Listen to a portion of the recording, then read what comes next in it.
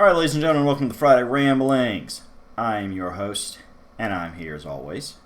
We're going to discuss something that's kind of been a bit of a long time coming, and that is the Mario Kart series. Now, we've discussed in previous videos Mario video games in general.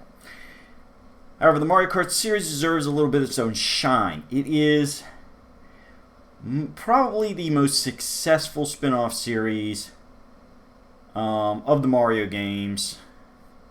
I mean, the main series is obviously going to be the big thing, but after that you do have the Mario Kart games, which are highly beloved and have been for, 30 years. Wow.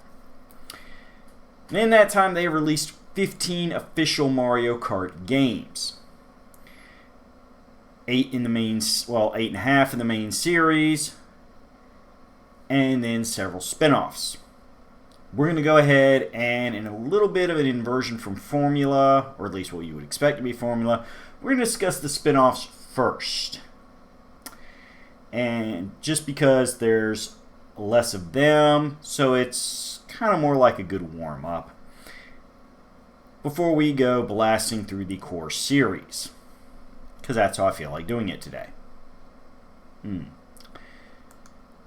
Alright, so first we have Mario Kart Live Home Circuit. This is a game based around using real RC physical kart toys and the Nintendo Switch's augmented reality settings. In short, you use the physical kart toys to drive around. It's recommended indoors, but around your house using specific gate pieces to help lay out the beginnings and ends of your track. And by doing all this while looking through the Nintendo Switch's little pseudo tablet controller, you see it play out as if it was a real straight up Mario Kart video game track. This allows for basically as much customization as your imagination can summon, as well as the joy of, as I said, with the physical component and augmented reality based feel to it, a sense of being in the game. Not bad at all. On the mobile front, we have Mario Kart Tour, which was released on mobile devices in 2019. The game's courses are divided into tours, which change every other Wednesday. At the start of each tour, new variants of drivers, karts, and gliders are added. Challenges and rewards change out, and one or more new courses are often introduced, along with the current selection of playable courses and cups. The majority of the new courses created specifically for Mario Kart Tour are based on real cities, such as New York City, Tokyo, Paris, London, Vancouver, Los Angeles, Berlin, Sydney, Singapore, Amsterdam, and Bangkok. There are also remix courses. They use assets from the earliest Mario Kart games arranged in a new layout, as well as new variants of existing courses, and new features such as frenzies, which are activated when a character receives 3 of the same item at once, and allows the character to use that item continually for a limited time, while also becoming invincible, along with many other features. Now, like all good mobile games, this means Mario Kart Tour is essentially endless. And as such, if you can put up with occasionally having to chill out for a couple days until there's another major content drop, you will always have something to play. Still, unfortunately, at least for me philosophically, Mario Kart Tour, like many mobile games, uses the in-app purchase style, which means instead of just paying a flat fee for the game up front, you start the game off basically free. However, in order to get the most drivers and the best building up of your profile as quick as possible, you will end up spending small amounts of money here and there. The infamous freemium model, as it's occasionally known. I am not a fan of this in and of itself. I do like the idea of games, mobile games, having a initial free period, so that you can try the game out before you buy it. Kind of harkens back to the old game demo discs and stuff we used to get, or playing the games in stores on the little in-store machines. But the problem with the freemium model is it is very easy to end up spending way more money than you think you are spending by being little bits over a period of time, and thus a game that you probably should have just paid $60 for, like a classic home system game, you'll end up spending like $100, $200 on. And I'm not kidding, folks. One day we'll have a discussion about freemium. I got to do it while keeping a calm and patient head, because we do try to keep things positive at the ramblings. Now, for the spin-offs, this leaves us with the largest category, which is the arcade systems. Most of these are centered primarily in Japan, although at least one has made it to America. We start out with Mario Kart Arcade GP, GP standing for Grand Prix, classic racing term, and was the first Mario Kart title to be developed by Namco. Although, yes, technically, legally, the entire company would be Bandai Namco. We're keeping it simple here, folks. And was released in 2005, based on Nintendo's Triforce arcade board. Arcade GP features 11 playable characters and 24 tracks. It's also the first Mario Kart game where characters originating from outside the Mario franchise and its sub-series are playable, as 3 characters from the Pac-Man game, which of course is created by Namco, are playable. 2 years later, we'd get Mario Kart Arcade GP 2, featuring all the characters from its predecessor, but also adds Waluigi and crosses over Mamechi from the Tamagotchi series. The game also introduces new unique carts for each character and some new items along with color commentary, which can be toggled on or off. Then in 2013, so a nice little 6-year wait, we got Mario Arcade GP DX, adding the gliders and submersible cart features that started late in the main series franchise, as well as several new Mario-based characters, and Don-chan crossing over from the Taiko no Tatsujin series, as well as a new redesign for Pac-Man reflecting his more recent game and cartoon show appearances. Finally, in 2017, we got Mario Kart Arcade GP VR, made for virtual reality arcades. Instead of using item boxes, the game uses balloons to store items, and the player must make hand motions to use said item. You are limited to using Mario, Luigi, Peach, or Yoshi. However, there's a CPU-controlled Bowser and Wario that also appears in the races. So let's get to the nitty-gritty. Let's get to the games most folks think of when they talk about Mario, and that is the core series. In August 1992, the Super Nintendo Entertainment System introduced us to Super Mario Kart. The game had a total of 8 playable characters and 20 tracks, all based on the Mario franchise, with, 50-50 credit to Donkey Kong Jr.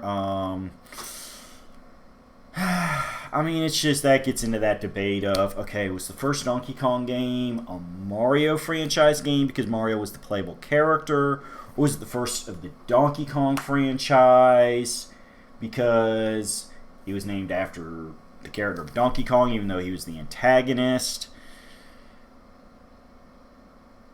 Do we consider the Donkey Kong series games to be a spin-off of the Mario game, or is it just a related franchise? since you could argue both games launched with the creation of, or both franchises launched with creation of the same game. It's a thing. But Donkey Kong Jr. is in game, and this is the only Mario Kart game in which he has appeared. So there you go.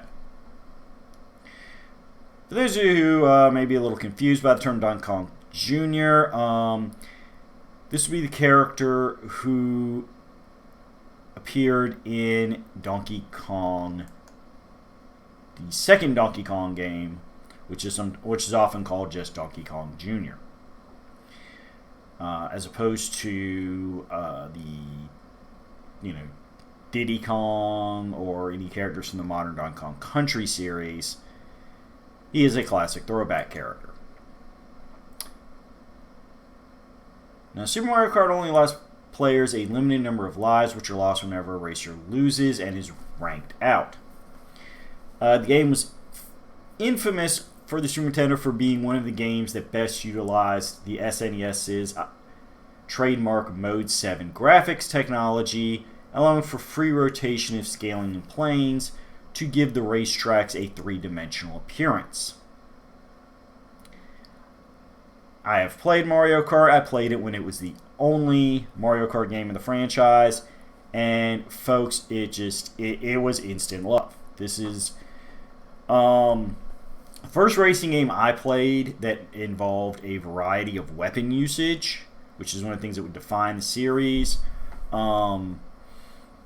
And the thing is, all the Mario character aside of it, it plays really well. It feels good to drive. The tracks are laid out well and have a good variety to them. It's got just enough challenge to where you're not going to dominate the game first time you play it, even if you have experience with racing games. And of course, as I said, the weapons that have become iconic to the series as part of your ongoing strategy. It is easy to see, if you go back and ever play this game, how it launched a franchise. Good times.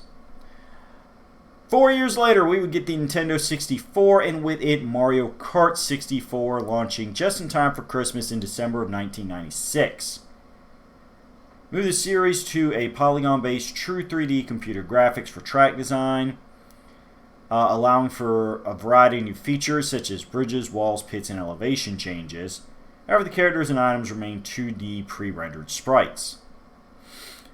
This game introduced digital voice acting, 4-player support, the weight classification system, which is still used in Mario Kart games to this day, the infamous mirror mode, in which you replay the existing tracks but are now going in the opposite direction. Everything is flipped, like looking at your reflection in a mirror.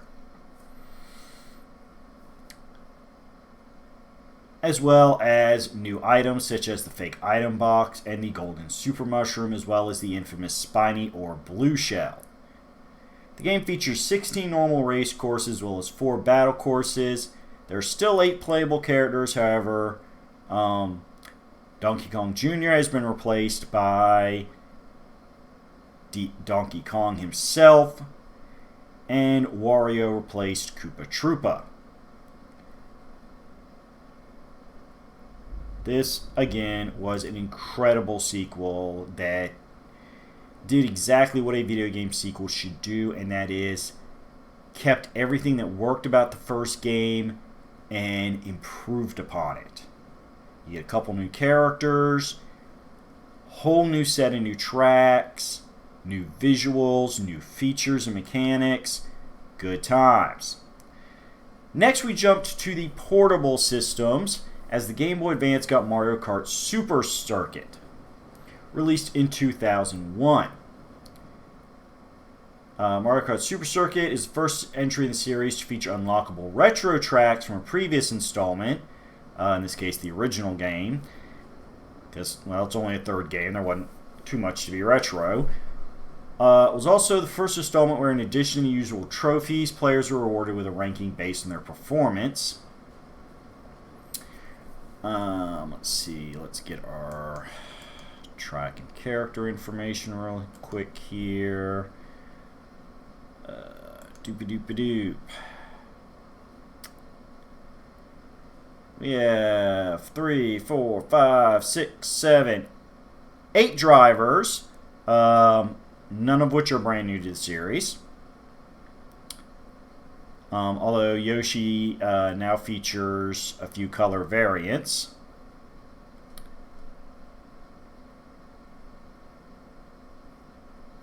Which is good time. Let's see, for our tracks, we have 4, 8, 12, 16. We have 20 tracks broken up into 5 cups. The classic Mushroom, Flower, Star, and Special Cups, who are all also joined by the Thunder Cup, a reference to the classic Lightning Bolt item featured in the Mario Kart games. For those who don't know, the Lightning Bolt shrinks every other player on the track, allowing you to easily run them over no matter what weight class they are. This is in addition to the extra retro courses that were previously mentioned.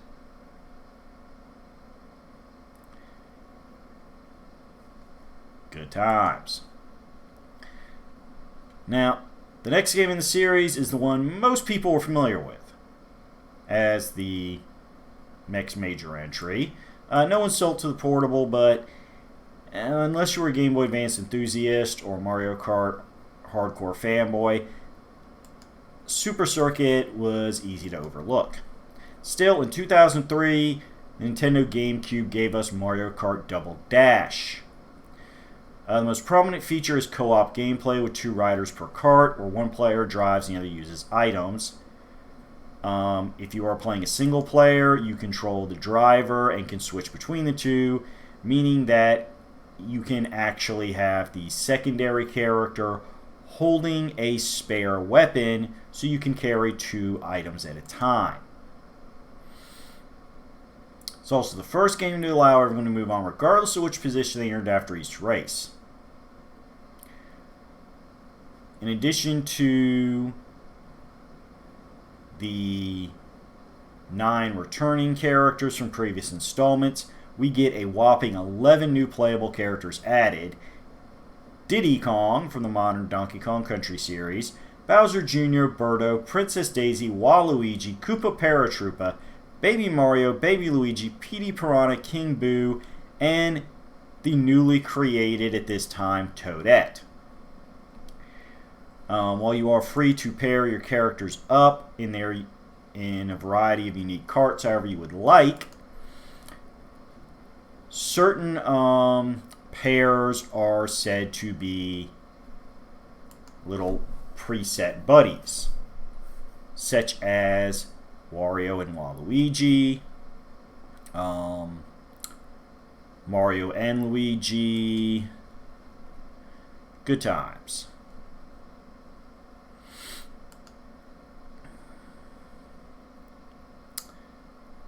The game features 16 tracks in it, along with 3 tracks for the battle,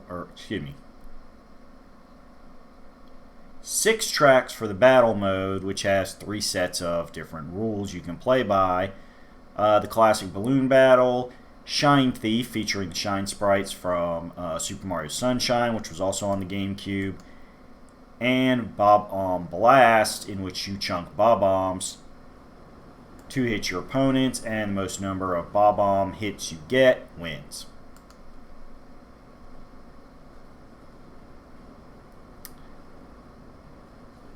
Good times.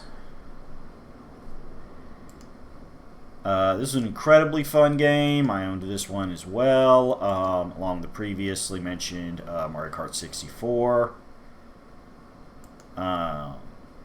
Some of my favorite tracks of all time from the Mario Kart games showed up on Double Dash. Honestly, outside of the most current entry, which we'll get to in a minute, Double Dash may be my favorite Mario Kart game.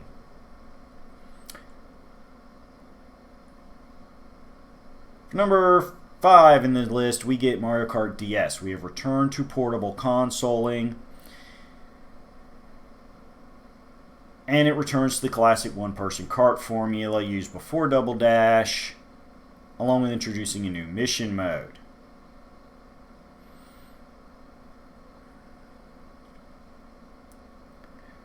Dry Bones and Rob make their Mario Kart debut in this game, with this being Rob's sole appearance in any game using the Mario branding. Because he's kind of a meta Nintendo in general trivia question character. Although he did show up in the in a couple Smash Brothers games as well. So there you go. New items feature the Blooper and Bullet Bill, which have appeared in every main Mario series game since. Never really played this one. As I said, I had a DS, but honestly, I was getting so much Mario Kart fun from Double Dash and still playing it, it just never occurred to me to pick up the Mario Kart DS. Not insulting it, just, I was playing plenty of Mario Kart on the GameCube. Sorry. Mario Kart Wii was released for the Wii in 2008 and introduced the idea of motorcycles, labeling game as bikes, as an alternate to the classic karts that had been used up to this point, as well as, along with many other Wii games, introducing the idea of motion controls, because of the nature of the Wiimote, the game coming included with a wheel accessory. You can pop the Wiimote in, so you can motion control with a racing wheel. Good times. Game features 24 playable characters, the largest roster of the series at the time, including the debut of Baby Daisy, Baby Peach, Funky Kong, Dry Bowser, and Rosalina. You can also use Mii characters saved to the Wii console's Mii channel. And it features some more retro tracks like previous Mario games. Mario Kart 7 came out in 2011 for the Nintendo 3DS, featuring optional 3D stereoscopic graphics, and can be played using the console's gyroscope, allowing the player to race in first person and steer vehicles simply by turning the game system. New features include the ability to build customizable vehicles with unlockable parts, retractable hang gliders, allowing the player to glide through the air, skipping over parts of the track, or locating new routes and shortcuts that are otherwise inaccessible from the ground. Fully submersible karts, which means water is no longer an insta-kill hazard, like falling off pits on the side of the tracks, are even featuring segments of tracks that are completely underwater. New characters to the series in this game are Metal Mario, Lakitu, Wiggler, and Honey Queen, who is from Super Mario Galaxy. This is also the first Mario Kart game where Shy Guy can be played without playing in multiplayer mode, him having been a multiplayer exclusive character in previous games. Player can play online via Nintendo Network, participating in races or battles with 7 other players, and exchanging game data. 2 of the new courses are set on the island from the non-Mario game series Wii Fit, which is also well known for the Wii Trainer figure that has shown up in various other Nintendo crossover games such as the Smash Brothers series. This leads us to the most recent entry and a half. Mario Kart 8, which originally released for the Wii U in 2014, introduced anti-gravity sections, allowing the player to drive on walls and ceilings, giving more alternate paths and strategies to the courses, as well as a spin boost, and introducing ATVs to go alongside the motorcycles and karts shown in previous games in the series, as long as viewing replay data and uploading highlights to YouTube via Mario Kart TV, as well as new characters such as the Koopalings, Baby Rosalina, and Pink Gold Peach. Additional characters, vehicles, and tracks were released as downloadable content, including vehicles based on actual Mercedes-Benz automobiles, and some of the DLC characters, including the returning Dry Bowser, Tanuki Mario, Cat Peach, Link from The Legend of Zelda, and the villager and Isabelle from Animal Crossing. Animal Crossing and Link getting their own thematic tracks.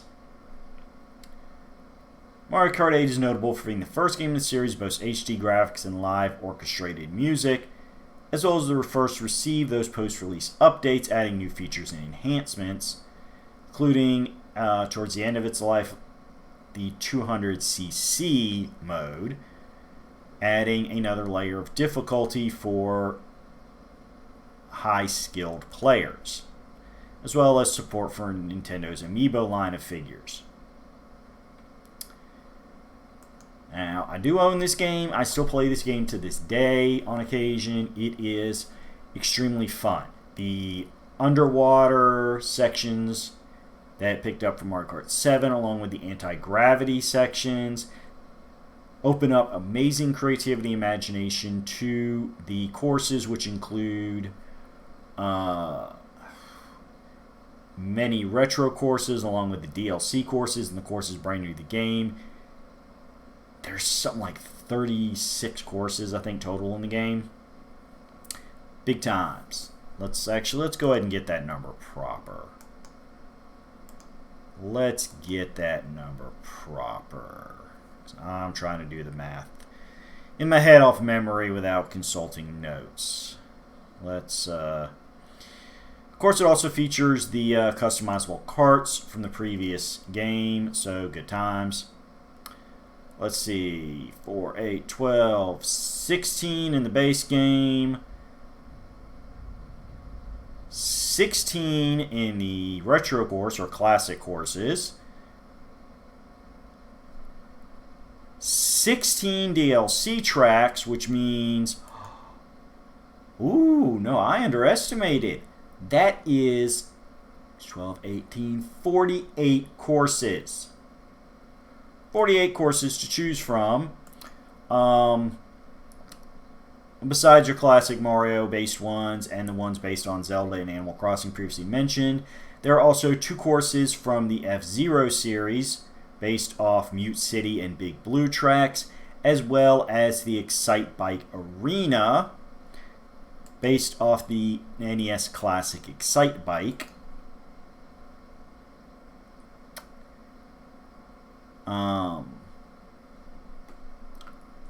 Meaning that you have a wide variety of skills, or tracks to play to test your skills, I should say.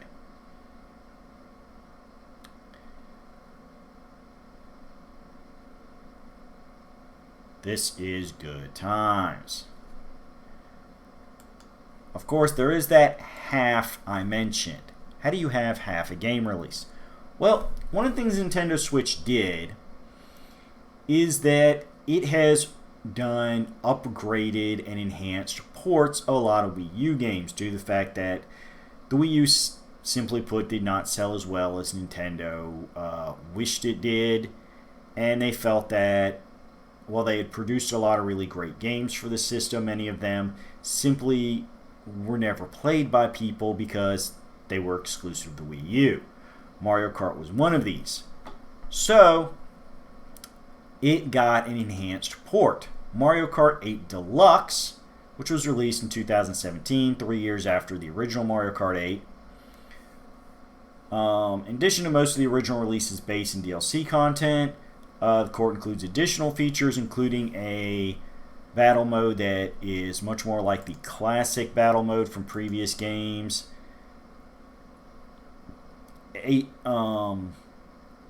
The return of Boo and the feather from the original Mario Kart,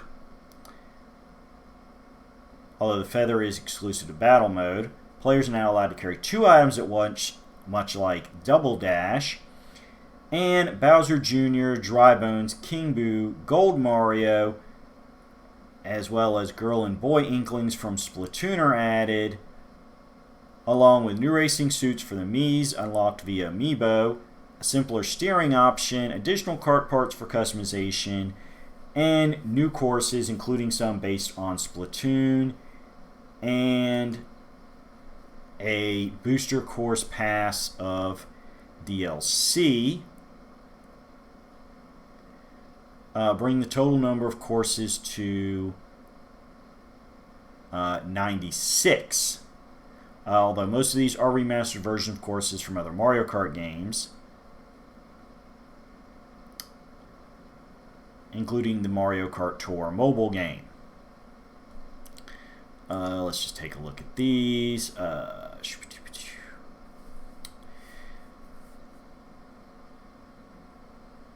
Let's see. Yep, those are from tours. We got some classic ones from Nintendo 64, Game Boy Advance, Wii. Yeah. Looks like a new Christmas themed race course called Merry Mountain.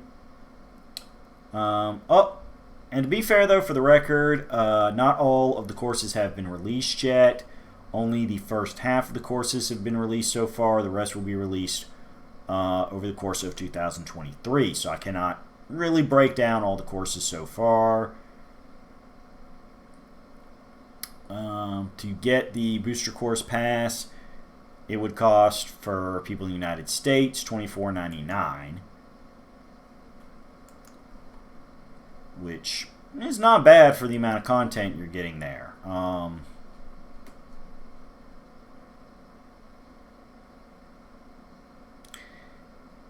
Each wave will give you 8 courses, so you could buy it now. Start off with your first half, and then every time a new one releases, have 8 new courses to play.